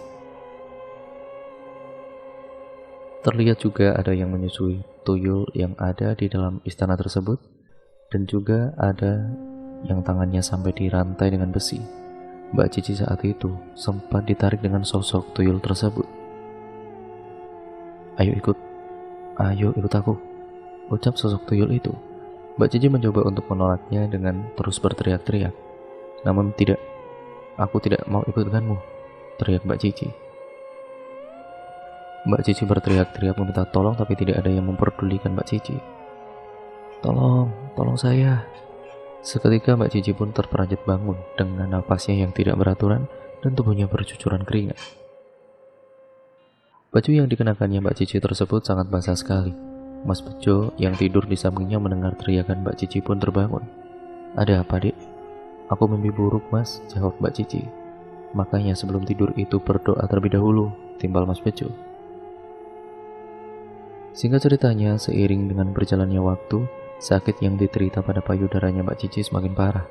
Setiap harinya Mbak Cici merintih kesakitan, tubuhnya Mbak Cici juga sekarang semakin kurus pucat. Pokoknya sangat tidak sehat sekali dipandang mata. Mbak Cici juga sekarang jadi susah makannya karena menahan rasa sakit yang diterita oleh Mbak Cici. Hingga akhirnya Mbak Cici jatuh sakit, Mbak Cici hanya bisa terbaring saja di atas kasurnya. Setiap malam Mbak Cici ini tidak bisa tidur karena menahan rasa sakitnya itu. Meskipun sedang sakit, tuyul itu pun terus meminta jatah untuk disusui oleh Mbak Cici. Tuyul tidak pernah mengenal mau tuannya itu sakit atau tidak. Yang terpenting dia harus tetap minta disusui. Mas, sakit mas. Aku tidak kuat mas, sakit banget. Sabar ya dek, nanti besok kita pergi ke rumah sakit. Kita hentikan saja lah mas ritual ini mas. Aku udah gak kuat mas, ucap Mbak Cici. Kalau kita hentikan ini semua, nanti kita akan jatuh kembali miskin, Dek. Seperti dulu lagi, kamu mau? Keesokan harinya, Mbak Cici semakin merintih kesakitan. Kantung matanya juga sudah menghitam karena Mbak Cici sekarang jarang sekali bisa tidur. Dia harus menahan rasa sakitnya hari itu juga karena Mbak Cici sudah semakin parah sakitnya. Dia dibawa oleh Mas Bejo ke rumah sakit untuk diperiksa. Dengan menggunakan mobil pribadinya, Mas Bejo dan Mbak Cici pergi ke rumah sakit. Sesamanya di rumah sakit, Mbak Cici langsung ditangani oleh dokter. Mbak Cici juga di ronsen oleh dokter untuk melihat hasil dari sakit apa yang diterita Mbak Cici. Setelah hasil ronsen tersebut keluar, dokter mengatakan kepada Mbak Cici dan Mas Bejo. Hasil ronsen menyatakan kalau istri bapak ini menderita sakit kanker payudara stadium akhir. Seketika Mas Bejo dan Mbak Cici merenung meratapi apa yang sedang terjadi. Mbak Cici tidak kuasa menahan air matanya. Gara-gara pesugihan yang dilakukannya, Mbak Cici rela menyusui tuyul dan akibatnya berimbas pada tubuhnya Mbak Cici itu sendiri. Akhirnya Mbak Cici dibawa pulang sambil berobat jalan.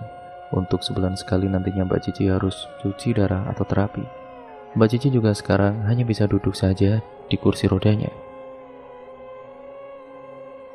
Karena untuk jalan Mbak Cici ini sudah tidak sanggup lagi akibat kanker yang diteritanya, Mbak Cici ini benar-benar mengalami rambut rontok dan sekarang Mbak Cici menjadi gundul pelontos kepalanya.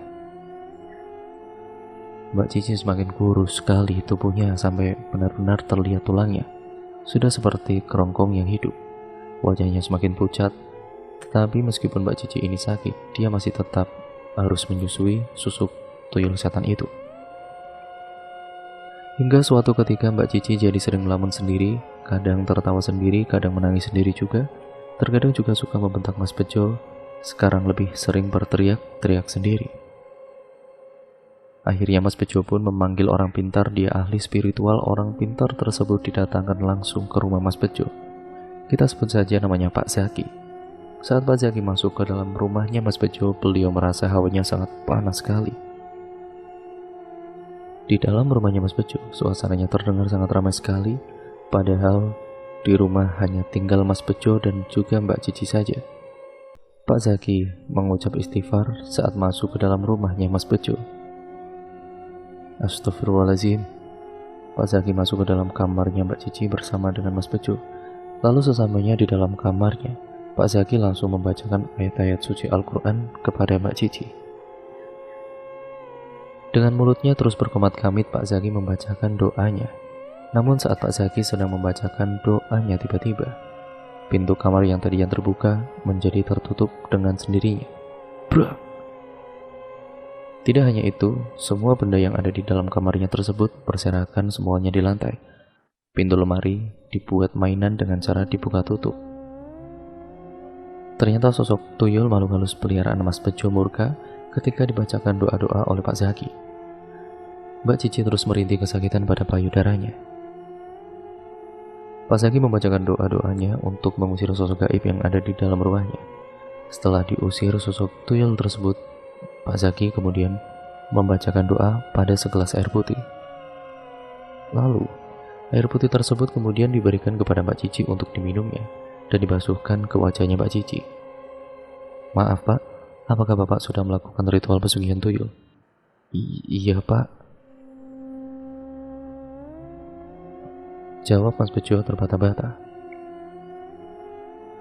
Astagfirullahaladzim, tadi saya sudah kembalikan tuyul itu. Setelah ini Bapak jangan lakukan hal seperti itu lagi Pak, dosa Pak. Bapak harus bersyukur dan selalu beribadah kepada Allah. Insya Allah rezeki akan datang dengan sendirinya Pak, ucap Pak Zaki. Saya kasih tahu ya Pak, sebenarnya sosok tuyul itu tidak menyusui asinya istri Bapak, melainkan tuyul ini telah menghisap darah yang ada dalam tubuh istri Bapak, sehingga membuat istri Bapak itu kurus dan pucat pasi seperti itu, Pak Zaki menimpali. Seketika Mas Bejo menyesal, menyadari perbuatannya, dia menangis, dan Mbak Cici pun juga ikut menangis. Maafkan saya Pak Zaki, saya hilaf Pak. Ya jangan meminta maaf kepada saya Pak, minta maaflah kepada Allah SWT, jawab Pak Zaki. Saya berpesan kepada Bapak untuk lebih pertebal iman dan perbanyak ibadahnya ya Pak, ucap Pak Zaki. Iya Pak, jawab Mas Bejo juga, dan singkat ceritanya, sekarang Mas Bejo sudah tidak melakukan ritual pesugihan tuyul itu lagi. Mas Bejo sudah kembali lagi seperti dulu berjualan mie ayam di kios, namun sekarang usaha mie ayamnya di beberapa cabang lainnya telah bangkrut. Dan sekarang uang yang dimiliki Mas Bejo perlahan-lahan habis karena untuk biaya pengobatan istrinya bolak-balik ke rumah sakit. Akan tetapi, sakitnya Mbak Cici ini semakin lama semakin parah.